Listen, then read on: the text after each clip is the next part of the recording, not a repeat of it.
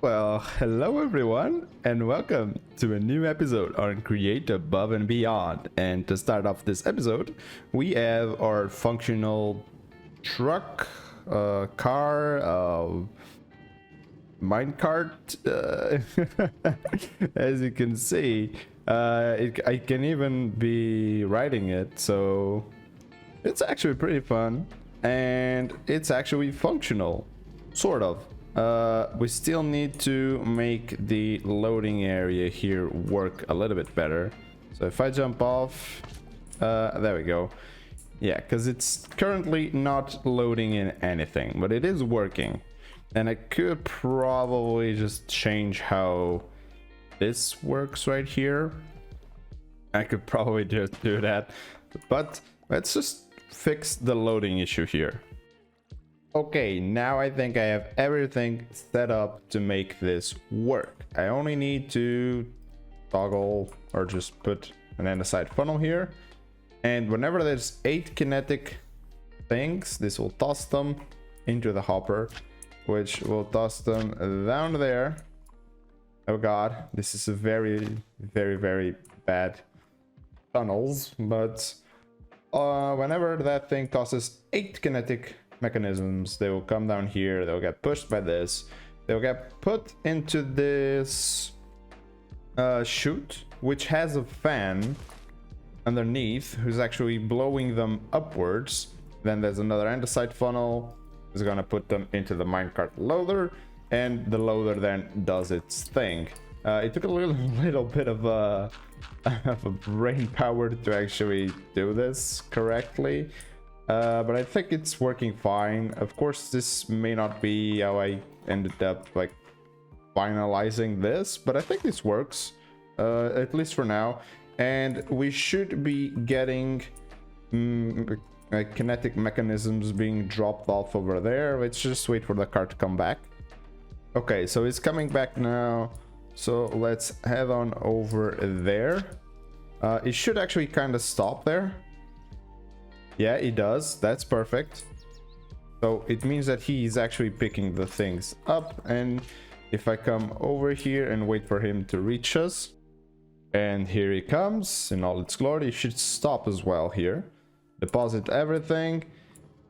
And here they come. How many? 16, 16, 16, 16. So a stack and 16, nearly a stack and 13. Each time it goes back and forth. That is good, but I may want to stop that for a while, just because I need to fully automate that area over there so it keeps constantly producing the mechanisms, so I should never run out of them. And for that I made this. This is how I'm actually going to be able to produce grinding wheels. I meant the crushing wheel, sorry. And this is basically how you do the crushing wheel. You need 21 of these mechanical crafters, which you now have access to because we finished with the brass H, so you can actually use brass machines to make these bad boys. And then it's just 5 sticks and 16 pieces of any type of cobble. So I can just go ahead and block all of these down right here, and this will slowly but surely start producing the crushing wheel. I already made a few of these. I got 8 over here. I should be able to just block a drawer there, because this process will need to be automated. Yes, I need to automate this process right here. So I need to somehow either bring the sticks from over there here from our wood farm, or make a new wood farm over here, probably for maybe another type of wood. That'd be cool.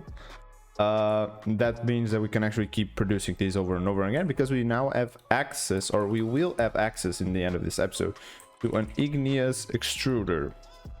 This thing will change a lot of my needs, and of course these wheels as well. Basically with these wheels I'm going to make a better iron farm here, because it's just gonna constantly keep producing loads and loads of iron, because these wheels actually just crush the cobble into gravel like very fast. I'm gonna use that system also over there so I can keep a constant flow of iron to me. And these bad boys, actually, if I put them crushing gravel, as you can see over here, so if I cobblestone crush it into gravel, and if I crush the gravel, I get sand, and sand I can then convert into gravel, or sorry, clay. Wait, what? No, clay. Yeah. This will also give me a clay chance, which is pretty cool. The only issue here is flint. I need to sort out the flint out of this system, because I'll be crushing tons of gravel to get sand and clay. These ones can go together, because then I'll be washing the sand, and by washing the sand I'll get even more clay, or a 25% chance of getting clay, and that will basically fully automate that factory over there. And then we can actually keep the constant flow of kinetic mechanisms, which now I should actually go and toggle off.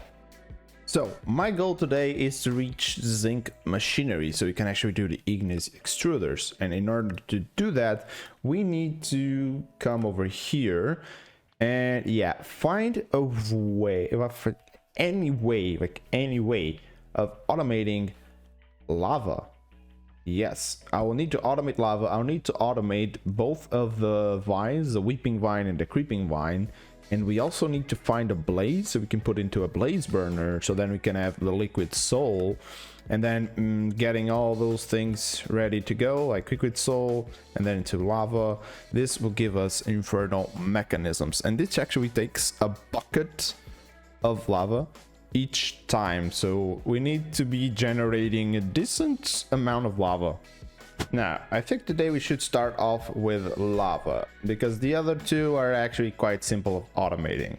The problem with lava is that there's a bunch of different ways that you can actually get it. First one being the magma crucible, which should in the end game be probably the best one to do, because a single piece of cobblestone gives me a bucket of lava. The only problem with this is that the magma crucible is a little bit further away than I would like, because it's on chapter 3, so that's a no-go. The second option would be normal buckets of lava, so from a lava pool from the nether, or even from the overworld, which we'll get into the nether part in just a second. We can actually smelt cobblestone using a superheated blaze burn with blaze cakes, which in the fairness they actually need lava to do. But all the other ingredients are fairly cheap, so you could try a couple of these. But what I'm going to do just for this start, so I don't have to deal with nether portals and stuff like that, is an arboreal extractor. This is the same thing that you used for the resin, but if you actually use it on a hellbark tree, it will give you lava. So I got my hand on a couple of hellbark saplings, so I'm gonna try and set up a system for this. Oh, and one quick note just before I clear this setup, because I need to actually lower this a few blocks. You've probably come across these peculiar bells some way or another, right? Just by looting some chests or maybe in some villages and stuff like that. And they probably look like normal chests, like normal bells, sorry, but they can actually be turned into these haunted bells. And these haunted bells, yeah, you can see that they do like these soul type thingies, soul type flames or whatnot. This is basically telling me what areas are spawnable for mobs. So as you can see, there's no like ghosty things here, but as soon as I start moving away from the torches, yeah, so all of this area over here is spawnable. This is pretty good while we're building, because we can just have this on the offhand, like going around placing blocks, not that, but sure. And this will actually tell me if a good place, the places are lit or unlit. And a good thing to do is go around your factories and just keep checking if there's any place where mobs can spawn, because if some of them end up dying in the middle of your factory and drop their loot into like into your belts and stuff like that, that will probably mess everything up for you, so that's not that great. But the way you actually get the haunted bell, it's pretty simple. You just need to grab the normal bell and place it over a soul campfire. Boom, there you go, it turns into the haunted bell, and then you're free to use it as you wish.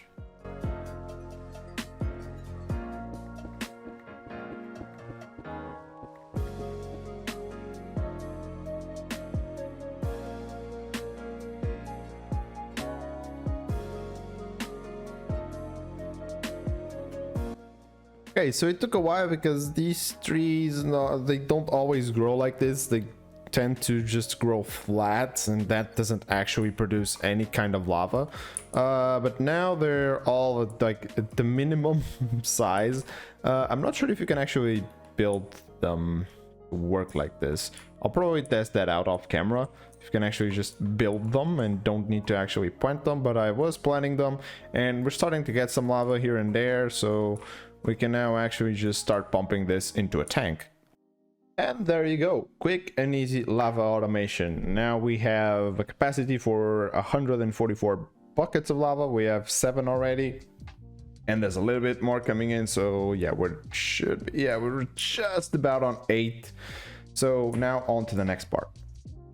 So since I have no clue where a fortress is, I'm actually going to use 2 gold to buy a fortress locator. So let's now go and grab some blazes. And 1,000 blocks later, we have a fortress. Now, let's just burst inside of here. And there we go. And diamonds. Boy, here. What is that? And yoink. Now I'm just gonna fill up these 5, and we should be good to get out of here.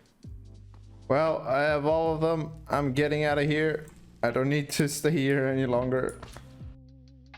Alright, and this is pretty basic to set up. Basically, you just repeat everything you have from every other farm that you actually use some harvesters. So you need to have a storage somewhere so that these things actually pick it up, and I kind of forgot to glue that block at the top, but that's all right. Doesn't need to be. And then you just have the portable interface, and boom, it will slowly start giving me vines. I'm just probably gonna bone meal a couple of the red ones. I noticed that if they grow too big, this just tosses it to the ground. But if they actually just grow only 1 block, then this thing will actually pick it up, so it's not that bad. And now I need to actually bring these guys into a mixer. And there we go, it is now function. There you go, into the drawers, and then they come up into the basin. Now I just need to stop this from happening, which I can just with this. Yeah, it means that this will now wait until it gets picked up by that thing. So I can just block these guys back there.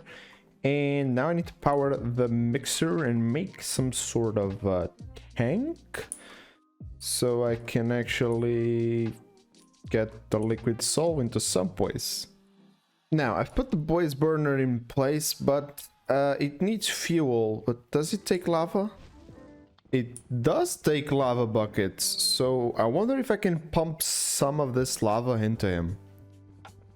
And here we go, we now have a tank filling in with liquid soul, and I'm pretty sure this thing is gonna fill up very, very fast.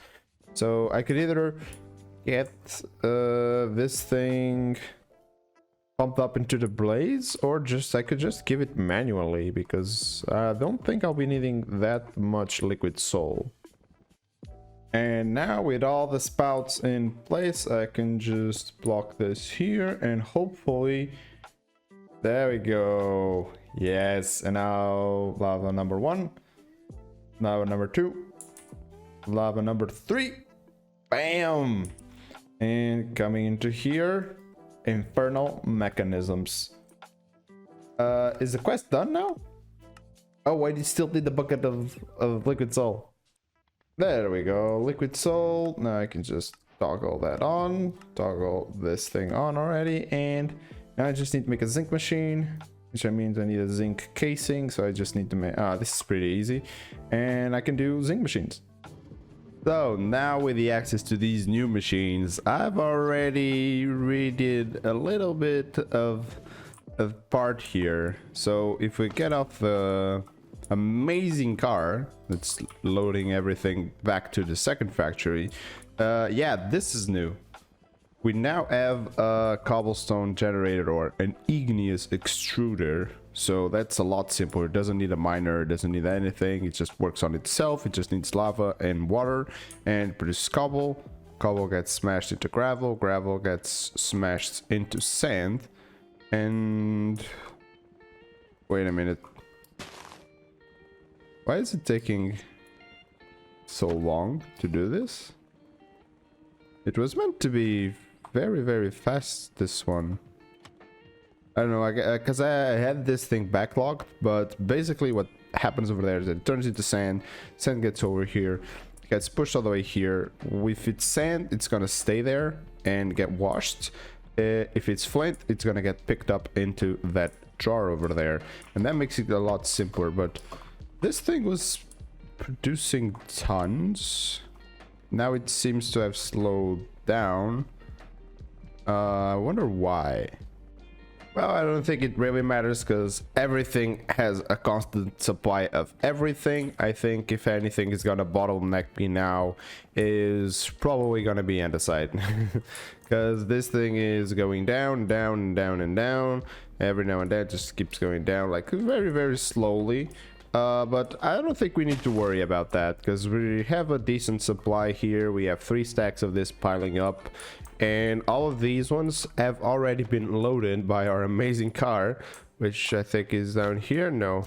Okay, it's still coming back. Everything has been loaded by him and taken to the other shop. And of course, the igneous extruder and the crushing wheels also allowed us to revamp the iron production. Basically, the igneous extruder is just right there, drops everything into the crushing wheels, then drops them into here. The gravel just gets washed, and you can see it has like a pretty constant flow. And then the only thing that I'm doing is actually taking 9 items at a time out of this with a brass funnel. So it always take 9 ingots or 9 nuggets, which then will make their way back to this one, which also takes 9 at a time. And then they just get processed over there, they get put into here, and we have nearly 2 stacks again. We have like 10 ingots, and we're back to close to 2 stacks. So this is definitely a game changer. But this means that for the next episode, we will start with chapter 3. And the groundwork has been laid, yada yada yada. And after the check mark, this will open up the new quest, the Catharsis. And this has a lot. Holy Jesus. Okay. Chapter 3 start. Okay. Let there be light. Refined radiance. We need a beacon beam. Okay, okay, I see why this is gonna take us. Deductive mechanism allows you to bid metal alloy between iron and nickel. Okay, can make Invar. Okay, we gotta take a look at this. And we also gotta take a look at this stockpile switch, because this is a very useful thing to stop machines where you don't want them to produce anything else. And for the looks of it, I'll have to do a stick farm, a cobble farm, and sand farm. Oh Jesus. Okay, I guess we'll take a look at those, but on a next episode.